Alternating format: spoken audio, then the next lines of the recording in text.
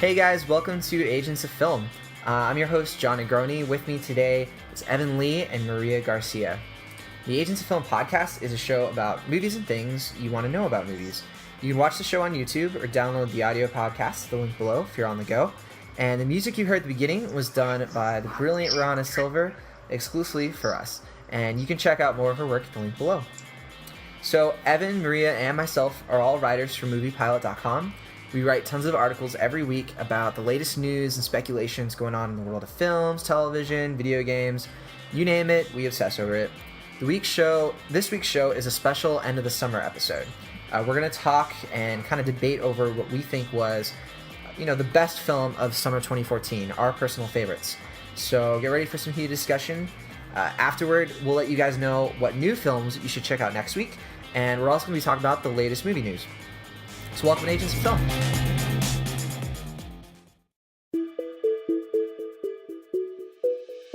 So at the beginning of the week, I asked Evan and Maria what they thought the best film they saw this summer was. So I was worried that our picks would overlap, but as it turned out, we all kind of had a different opinion on this. So we're going to start with Evan. Evan, what was your pick for the summer? Guardians of the Galaxy. Was not. Okay, it was Edge of Tomorrow. Yeah, it was a good movie with Tom Cruise and Emily Blunt. I think that was her name. But yeah, it was a good movie. Pretty much, it was about. It's actually a hard way to explain. It's kind of like about Tom Cruise playing an officer that pretty much doesn't really want to go to war. He's more of like a spokesperson of the military, and pretty much has to keep reliving this event, dying over and over, against aliens. So he's trying to solve this whole, mission. I didn't see the movie myself, but I think it kind of did pretty well, right? I mean, do you think this is going to be like a movie people remember? Like maybe even like a year from now? That's cool. I'm glad Tom Cruise did something, I didn't see Oblivion last year, and I don't know. For me, Tom Cruise has been kind of like miss or miss lately, so that's cool. I'll probably check out Edge of Tomorrow here soon. It's kind of hard for us to say what we think is the best because we haven't seen all the films. But Maria, you had a pick. I was really surprised by your pick. Why were you surprised?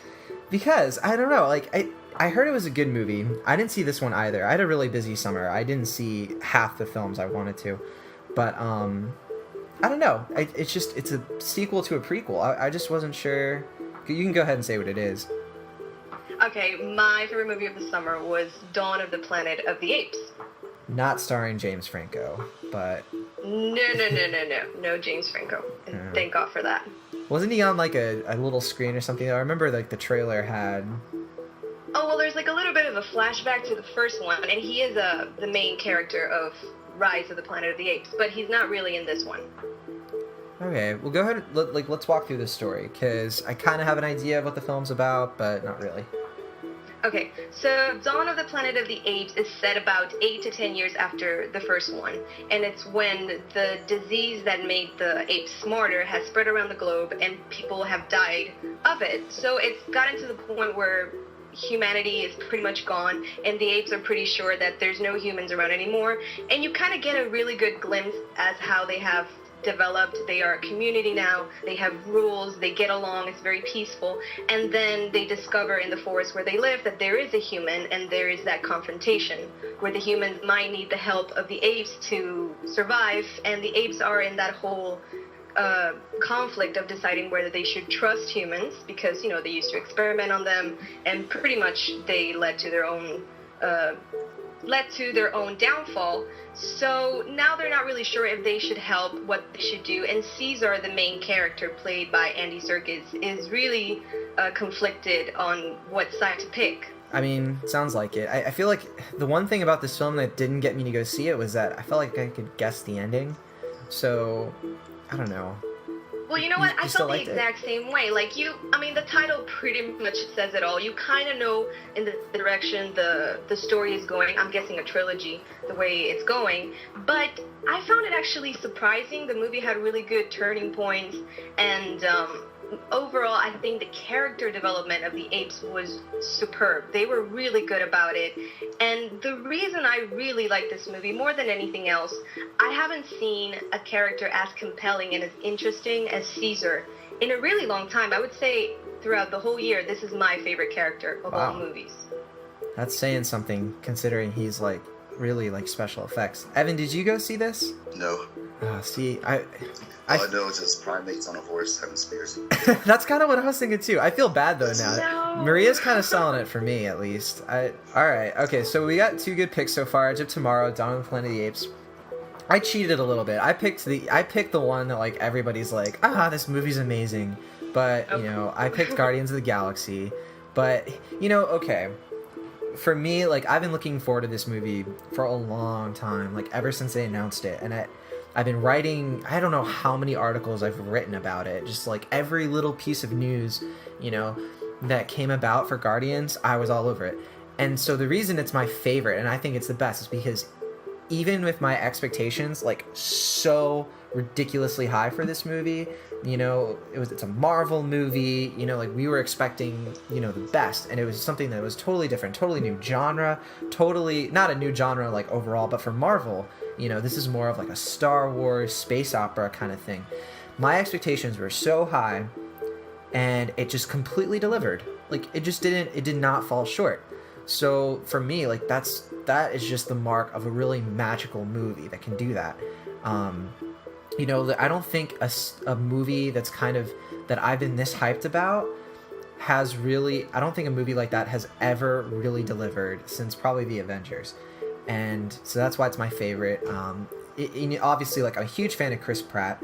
And if you guys know what Guardians of the Galaxy is, right? You know, it's basically the story of these misfits who they get imprisoned over this orb that is, you know, wanted by some really powerful people in the galaxy, and they decide to team up so that they can sell the orb. But then they find out that the orb is, you know, it's powerful enough to destroy the galaxy. So they basically team up to protect it, and they become the unlikely guardians of the galaxy. It stars Chris Pratt and Zoe Saldana and Dave Bautista and Bradley Cooper, who voices Rocket Raccoon, and Vin Diesel, who voices Groot. And you know, this movie has been everywhere. It's right now, it's made worldwide $500 million in the box office.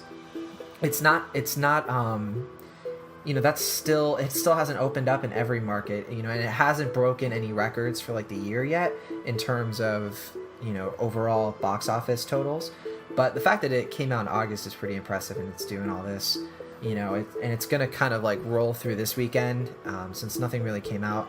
But that's why it's my favorite. I'm guessing you guys saw it too, right? I did.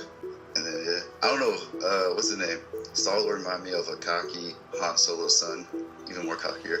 Yeah. And then that's why I liked him. Gamora, I didn't like her. Drax, he was cool. Rocket Raccoon was funny.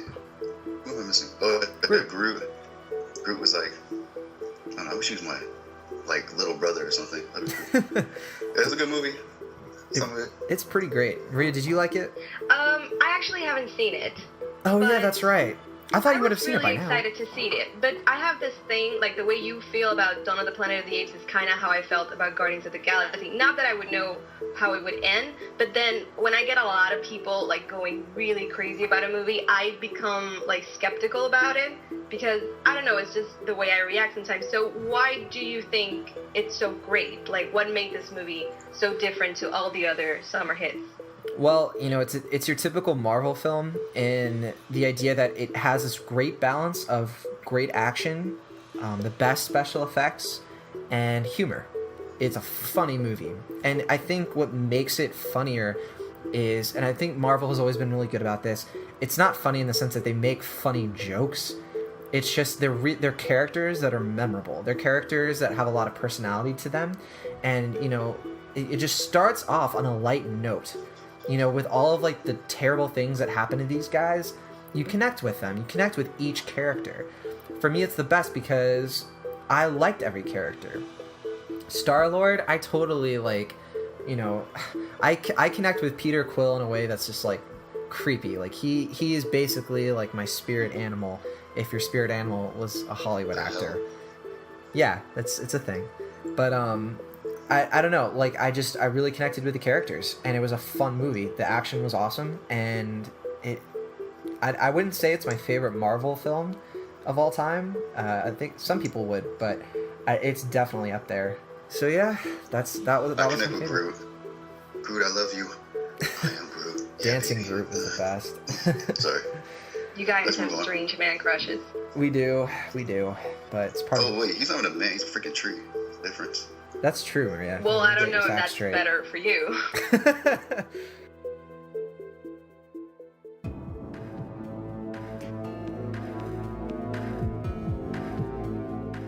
So this week we all wrote articles and kind of researched cool things that are going on that you guys should totally know about. And Maria, you had a really cool thing that you wanted to share on the show today. Yes, I heard that there was a Jimi Hendrix movie coming out. It's actually coming out on September 26th, I believe. And I got very curious about what other music biopic projects would be coming out anytime soon, or what was in the works. And I found out these really cool five movies that I'm very excited about. Actually, one of them already did come out. It was Get On Up, and it's the story of James Brown, which looks really, really good. I'm excited about that. When did that come out? Like I said, the Jimi Hendrix movie is also coming out. It's called All Is By My Side. And I haven't heard great things about it, especially from Jimi Hendrix's ex-girlfriend, who is supposed to be portrayed in the movie. And she said it was a very fictitious interpretation of Jimmy, that they didn't base much on historical facts or really his life, and they just wanted to make it very dramatic. And I know Evan is actually very excited to see it. I really want to see it too, but I have my doubts about it. What do you think, Evan? No, it's gonna be good. What are you talking about? Are you a big Jimi Hendrix fan? I've heard some good reviews about it, and I think the girlfriend thing was more of like from what I heard, she was kind of just being in her feelings about it because she just didn't get enough portrayal. That's what I heard from another website. So I don't know. I don't know who to believe, but I just think it's more of just her like just selfish point of view. But also I heard about the Jimi Hendrix biopic is actually it's not like your original ones or not original, but the ones that you always see like about Ray or Get On Up. It's more of a I don't know. They say it's more like a movie in itself. Like it's not really trying to follow everything that he did. It's trying to do its own thing, so that's what I like about it. It sounds pretty original. Yeah, the thing about it is, like, you're right. I don't know if I should believe what his ex-girlfriend says, or if I should just watch the movie and see what it makes me feel or how it is. But the one thing that really got me was that they're not actually going to use any of his music, because Hendrix's estate wasn't down for how they were trying to portray him, so they said, no, you don't have the rights to use our music. So they're just going to base the movie, like, on the couple of years before he got very famous, and the music they're going to use are, like, covers that he did. So maybe he'll play a song about, a song of Muddy Waters or the Beatles or Bob Dylan, so you're not going to get Foxy Lady, you're not going to get Voodoo Child or any of that. And when I heard that, it was like, oh, come on, this is not the movie that I want to see at all. Oh, screw that. I'm not going to see it then. I like music. Maria, was there any, because you mentioned, what was his name? The first thing you mentioned. You said it already came, Get On Up? That already came out? When did that? It came out, I would say, maybe a month ago. About a month ago. It's been in theaters for a while. That movie was bad. Oh, really? You saw it? What a bummer. Oh, so bad. I don't know what the hell they were... I knew it was from the guy who made The Help, and I was like, oh, this movie's going to be bad. Because what he does, he never focuses, like... It's like, have you seen the movie 42? About Jackie Robinson? Yeah. All right. Well, you know how they Disney it up, like they make it old Disney-type family film, but they don't try to dig really into, like, the racial issues, or they don't try to get really dark into it. They're just, like, they sugarcoat it. Like, that's what they did with Get On Up. They sugarcoated it. Oh, that's a bummer. Like, yeah, you know, like, they tried to stray away from, because I remember there's a scene, it's not a spoiler, like that, but he does smack his wife, he smacks her in the face, but they just shy away from it. Like, they show the scene, but they never go back to it. They never go, so what did she do? Or why did he do it? They just move on. I feel like... They never really tackle a lot of serious things. That's dumb. I feel like they could, remember the Titans went there, like there wasn't anyone like beating each other, but like it had like, it didn't like, it wasn't afraid to show you what really was going on back then. and that's kind of like a Disney film at the same time. I don't even remember what studio made it, but like that's a bummer because there's no reason for that. Evan, so what was your article that you wanted to talk about this week? It's not my article. It's from another movie pilot contributor named Randy. He broke big news about Dwayne Johnson's signature role in DC, which is he's gonna play Black Adam, which I'm really excited about. And but one thing I was thinking about, like, who's gonna play Captain Marvel or Shazam, and I was just going through some actors, and I think okay, good. I want to hear this. Manganiello, I think that's her name. Oh yes. Who is that? From True Blood. I'm sorry, I got very excited. Oh yeah. Yeah. Oh, that's what. But yeah, I think he'll be a good Shazam. And then I said unknown, but this is my favorite choice. If they go with like the Billy Batson, turning straight up into Shazam, then I think they should go with Jaden Smith and Will Smith. I know a lot of people don't like Jaden. Yeah. But no, for real, I think they like Jaden and Will would be a good pick because, for instance, Dwayne Johnson, such a charismatic, actor. He's a likable actor. Everyone loves him. It's gonna be hard to make him into an evil character, like, because everyone's gonna like him on the screen. So you need someone to counterbalance that. And someone to be like who has the same likable personality. So I think Will Smith is like pretty much the right actor to balance that out on the big screen. That's thinking out of the box. I'd like to see that. I have to tell you though, do it. I have two issues with that. The first one is that I can't stand Jaden Smith. He lost all my respect in After Earth, and that he got a lot of respect in Pursuit of Happiness and in Karate Kid. But the other thing, I do love the idea of a father-son kind of thing because it makes sense that they would kind of look the same. That's gold. And Will Smith would be such a cool Captain Marvel. But the other thing, I just want Will Smith to revive Fresh Prince of Bel-Air, but with his son, and like they live in Philadelphia or something like that. That's what I want. I don't want them working on Captain Marvel. That sounds corny. That sounds awesome. I would watch it. It's not like Hollywood would do something stupid. The only thing is this: what don't you like about Jaden Smith and After Earth? Like, I think, it wasn't a great movie. I think he tried to overact it, but I think, in my opinion, it shows that he's kind of dedicated to acting. Like, he wants to try. Like, he was trying to do that stupid accent, but like, hey, at least he's trying. He's trying to push himself. But I don't know. From what I see of him, like out in the public, he doesn't seem like somebody who really wants it. He doesn't really seem like somebody who's like struggling or really trying to like be a good actor. He just looks like he wants fame. That's my judgment call. I don't know him. I'm not gonna, We'll agree to disagree, but I think he could play a good Billy, because Billy Basson's not a in-depth type character. Yeah. So I think you can have him play Billy. And it would be cool to have some diversity in the counterbalance between him and Dwayne.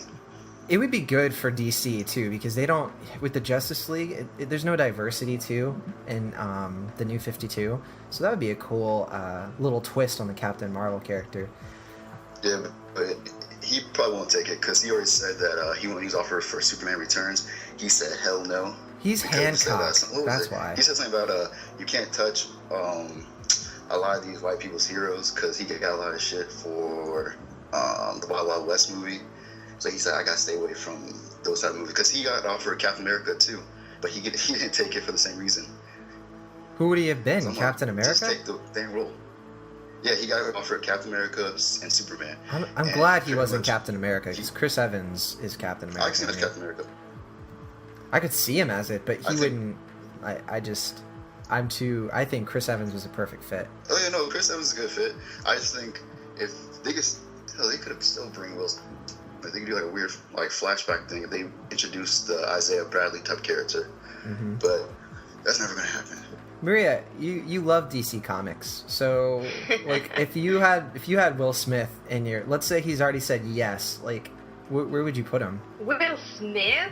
Yeah. Oh my goodness. I said as Captain Marvel. As Captain Marvel, that's one option. I totally agree with Evan on that choice. But just my problem with Will Smith is that I find him so larger than life, and to me Will Smith is Will Smith, and he's incredibly charismatic and funny, and I have a hard time putting him like on a superhero role. I don't know how to explain it. Like I would just see Will Smith and not so much the superhero. Yeah, that's why I liked him in Hancock, Yeah, though. You don't do that with The Rock, though, because Rock's the same way in a lot of movies. He does, like, when you see him, sometimes you don't see his character, you see more like Dwayne Johnson on the screen. That's like when a good I watched point, too. Yeah, that's what I'm saying, though, because if you just have The Rock on the screen and you have like an unknown actor, well, it's good to have an unknown actor if you have a good supporting cast, but that unknown actor is going to probably get pretty much overpowered by just Dwayne Johnson's presence on the screen. So that's what I'm saying. You need, I think, another very likable actor that has a huge amount of charisma and personality. So that's why I said, why don't you push Will Smith? That would be crazy to see those two on the screen. So that's why I picked those. But no, I can see what you're talking about. So, okay, for my article this week, I got to do this awesome, opportunity to have an interview with Don Hall, the director of Big Hero 6, which is coming out in November. We talked about this last week, but I'm still just as excited about it a week later. And a new clip came out you guys may have seen, and I put it in my article, where we see a little bit more of Baymax's character. If you guys haven't seen this, like, you need to just drop what you're doing after the show and just check this out. It's hilarious, and Baymax just looks like he's going to be like the character that makes this film. I'm not excited, honestly, about any of the other characters, but Baymax I am. But Don Hall talked a lot about making the film, and kind of some of my concerns with the movie have been whether or not it's, like, what are they doing with the comic, because it's not a well-known comic. They don't, they're not really beholden to it as much as other Marvel films have been. Like with Thor, like, you have to get it right because so many people are Thor fans, right? But with Big Hero 6 there aren't a lot of fans, and Don Hall talked about how with Big Hero 6, like, when they were put on the project, a lot of them never heard of it, and a bunch of them have never even read the comics. And so they that's why they started. And Evan, you'll like this. Hall was saying that the studio kind of decided to get Big Hero 6 and make it its own, which is something I know that you kind of value. It's just like, let the film do its own thing rather than like obsessing over trying to be faithful to the comics in a way that makes the film less good, And so what I got out of the conversation was that Baymax is a really compelling character, just because, like, it starts with the texture that he is. He's like this soft robot made of vinyl, and his creator, Hero, transforms him into just an awesome robot warrior, and that's the kind of journey that I'm really looking forward to seeing in the film. I'm almost kind of wondering, like, why they need so many other heroes when they have such a good, they have such a cool character there. Like, if you guys have seen the trailer, like, where he's with, like, the cat, like, I don't know. I'm really looking forward to this film, and it was a cool interview. You guys should check it out if you have the time. But where are you guys at with Big Hero 6? Like, have you kind of, have you guys seen the trailers yet? I don't know. It's like, that movie's just going over my head now. In what way? I don't really pay attention to it. But I do respect the enthusiasm and the passion you have for that movie. I'm like, I can't get that hyped up for it.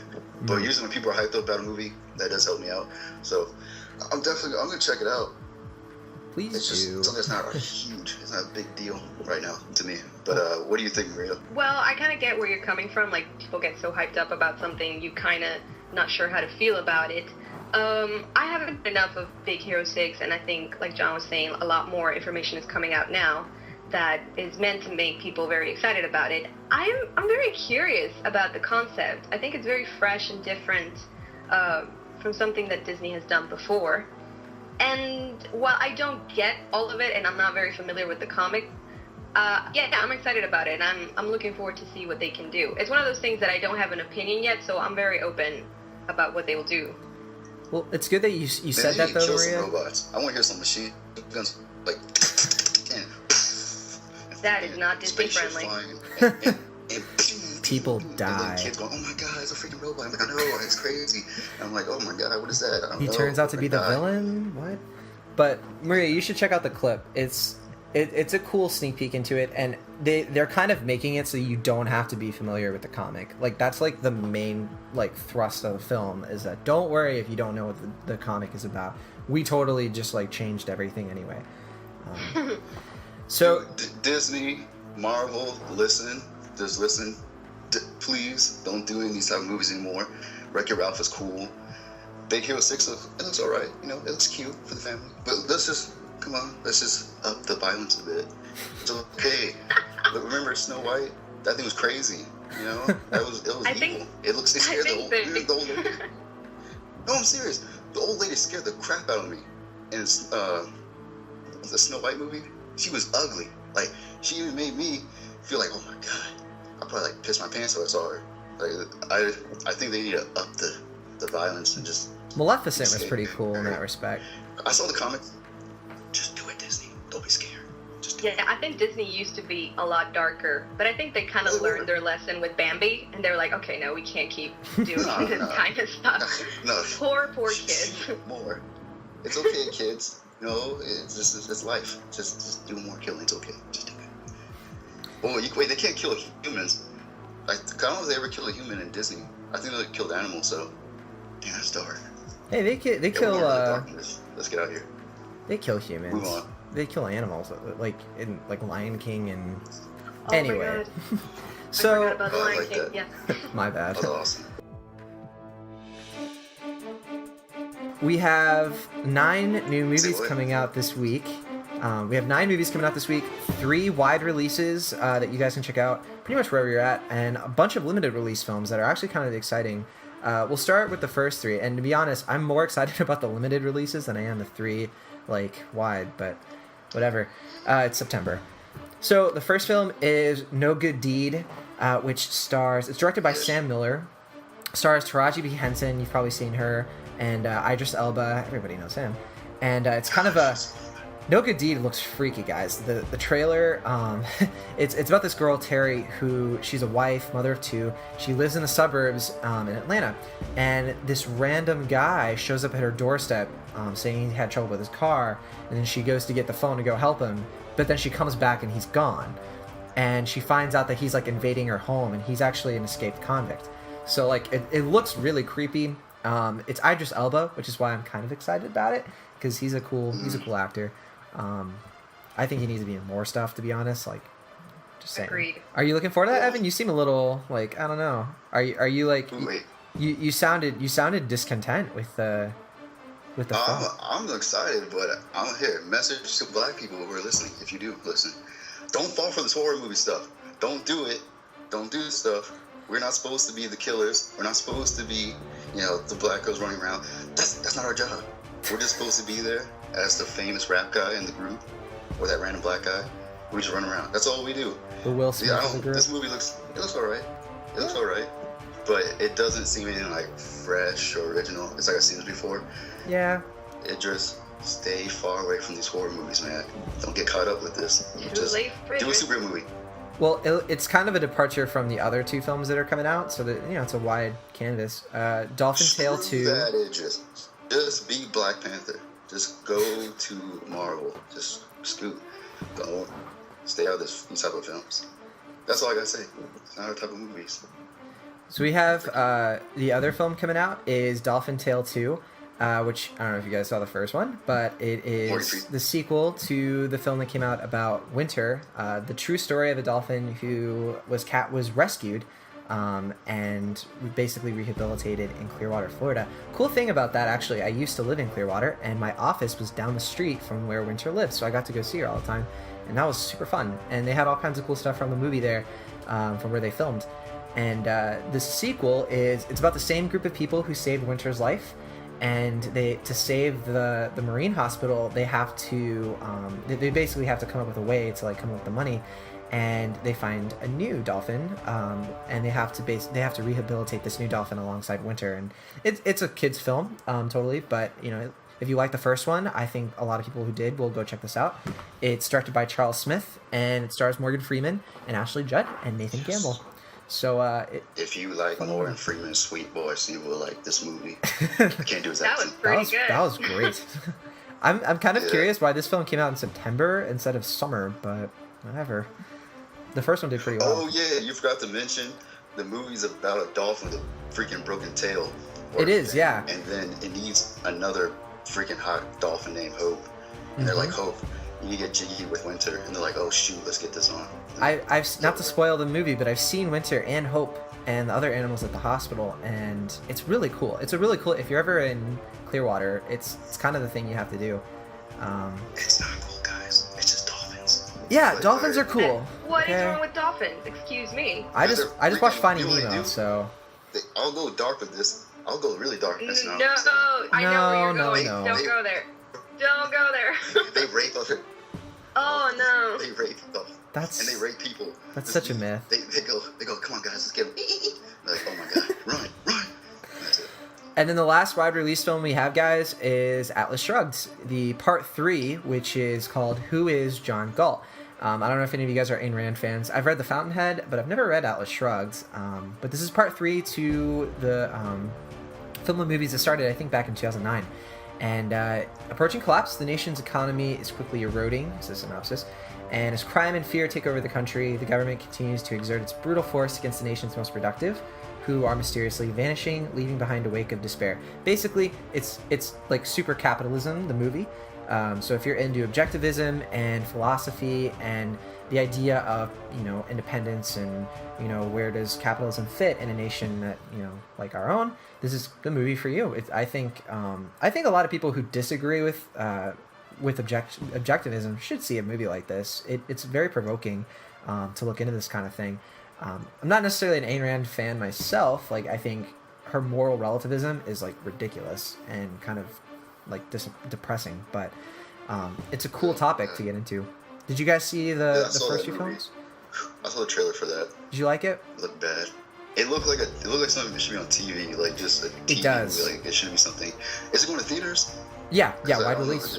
Oh my god, I feel sorry for people. Oh, okay, well, yeah. It's the production value is definitely not where it should be, but it definitely has a huge following. A lot of, especially like people who are more conservative and can kind of connect the issues in the movie with how they perceive the country today. It's a very interesting film for them, and Oh, okay. so that's really why it's wide release. It definitely has a lot of people behind it who strongly believe in it. And then we have a bunch of limited release films. And I'm really excited about The Skeleton Twins, which stars Kristen Wiig and Bill Hader. It's about these estranged twins who kind of have like this near-death experience, and they both do it like the same day. So they decide to kind of reconnect. And also stars Luke Wilson. I think that film, I'm surprised it's limited. I wouldn't be surprised if it does pretty well and maybe gets picked up by some more theaters, but it looks interesting to me. Oh yeah, I thought the movie looked cool. What was my favorite line? What the heck did that lesbian chicks say? Oh yeah, die tonight. That made me laugh. It's cool. I like that movie. I'm gonna watch that for sure now. I'm serious. That movie was good. That made me crack up. And then, no, it looks cool. Actually, this is the first time I'll say it's about like I haven't seen a really good. I don't know if you call that romantic. It's not a romantic movie because it's brother and sister. What type of movie we call that? Feel good type movie? Yeah, it's like a dramedy. Feel good. Yeah, no. It's like I Love You, Man. Good. Because it wasn't romantic between those two guys, but it was like it was about their like bromance. Yeah. Those are cool movies. It looks very original, actually. I want to see it. Maria, you were telling me that you really want to see The Disappearance of Eleanor Rigby. Sorry. Yes, I do. It's got James McAvoy and Jessica Chastain. Sorry, yeah, the girl from Zero Dark Thirty. Jessica Chastain. And she will be Eleanor Rigby and James McAvoy will be Connor. And from what I've heard, it's the story of a couple, a married couple, and they're trying to reclaim the life that they used to have and the love that they have for one another after a tragedy that has happened. And so they're trying to pick up the pieces of what they used to have, but it might be something that's just too far gone and might not be able to get it back. I'm not entirely sure why it's called Eleanor Rigby. It just reminded me of the Beatles. I don't know if there's any reference to that whatsoever, but it seems interesting. I love both actors, and even though the story might sound something very familiar, I'm interested to see what they can do with it. I'm obsessed with the Beatles. That's probably the only reason I'm into it. I don't know how you got all that. all I just saw was like the dude passing a note in like class, and they're like, "Who's that from?" "Oh, from the guy in the back." And the guy waves. And I'm like, "Oh, okay." And that's it. That's all I got from the whole trailer. And they just, you just see them running around and kissing. Like, what the hell's going on? That's all I got. So that's weird. I mean, it's James McAvoy, like, so it's all right. Just gotta get deep into the metaphors. No, I read an article about it. So, okay. We also have The Drop coming out, which is a crime drama, and it stars Tom Hardy, you may remember from Dark Knight Rises, Numi Rapace from Girl with the Dragon Tattoo and Social Network. And it's one of the last films. It's going to have James Gandolfini, the late James Gandolfini, who passed away back in 2013. And you guys know him from Sopranos, of course, and a lot of other different movies he's been in and TV shows. We also have Honeymoon, which is a horror film starring Rose Leslie, and another horror film actually called At Devil's Door is going to be coming out, called Ava Acres. There's a lot of horror, obviously, getting started, probably for second-run theaters and Halloween. And The Green Prince is the last film, and that actually looks really interesting, guys. It's a documentary drama thriller. If you're interested in kind of like the political struggles going on in Israel, Gaza, and Palestine, this is a thriller about how a member of Hamas, which is a Palestinian organization, he becomes a spy for Israel, and it looks really interesting. I think you guys should check it out. I don't know if it'll be like Oscar, going on over there, but it looks good. No, what I was gonna say, I said, how the hell do you guys get all of this out of one trailer? I watched The Green Prince. I didn't get any of that because I was just zoning out because the dude was talking and he was like, well, he talks about it in the trailer. You don't know. I'm like, what the hell are you talking about? What's going on? You just don't know. What I don't know. You just don't know. What? And I said, I didn't get it. And then one movie out of the whole list that I'm really excited about is The Drop, because Tony Soprano. That's right. Why. Rest in peace to the man. But that's his character. I love Tony Soprano. I love that character. But what I'm really excited is that Tom Hardy, I like that he's going back to that really gritty, I guess I like to say crime drama type movie, or maybe almost kind of gangster in a way. What was like another that. Gangster movie he I was think he's in? really good in this type of roles. I remember him So from like that's what I'm Warrior excited and Inception, but I don't remember him being a gangster. Was he in Public Enemies? No. No, I'm very glad he was not. Gangster Squad? Wait. What's Public Enemies? What is that? Which movie is that? Public Enemies was Johnny Depp. movie. I was thinking of Gangster Squad though. Oh my god, you didn't like that? Screw you. Screw all of you. That's What? a good movie. I That didn't was a say I good didn't like movie. it. I'm trying to figure out where Tom Hardy has been a gangster before. No. What I was gonna say was, I don't think I ever seen him in like a legit gangster movie, but I mean like he was just a really rough type character. Well, he was really rough in Warrior. Warriors. Yeah. Mixed martial arts movie. He was really I was saying like, his character was really like just dark and gritty from the streets. Yeah. I like that type of character he plays. Agreed. Actually, Tom Hardy did this mini-series before he became very popular in America called The Take, and it's a British mini-series, and he is in some sort of English mafia sort of thing. It is so good, and he's so great at what you just said, Evan, like those gritty characters and those conflicted characters. If anybody here is a Tom Hardy fan or would like to see more of him, I think that was an excellent Was that on BBC? Series. No, Maria, you know what I just thought about? No, there's another movie he was in. I think I don't know if it's right, but I'm gonna say it. I think it was Bronson. Oh yeah, He played Bronson was great.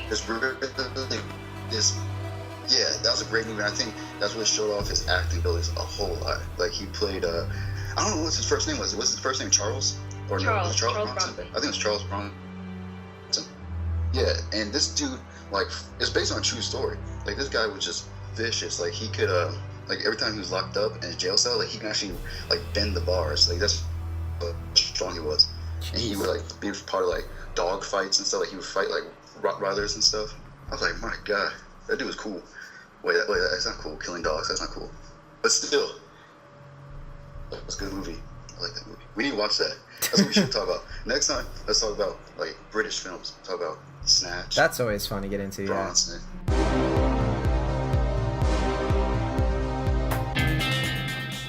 Alright guys, well, that's all the time we have for today. Thanks for listening. I'm Jon Negroni. You've been listening to Evan Lee and Maria Garcia. We're going to see you guys again next week.